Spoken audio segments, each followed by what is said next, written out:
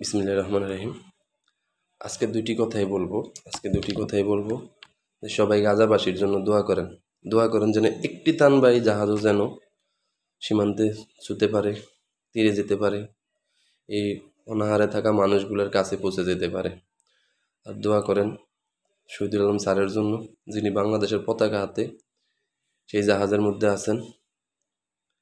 আমরা দোয়া করি যেন সবাই, অলরেডি রাত্রে খবর পেয়েছি বর্বর জাতি জায়নিস্ট ওরা 13টা জাহাজ জব্দ করেছে,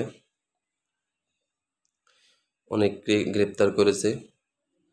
আল্লাহ যেন তাদেরকে হেফাজত করে। আর সবাই গাজাবাসীর জন্য দোয়া করবেন, নামাজের মধ্যে একটু হলেও সবাই নামাজের শেষে গাজাবাসীর জন্য একটু হলেও দোয়া করবেন। এটাই সবার কাছে চাওয়া।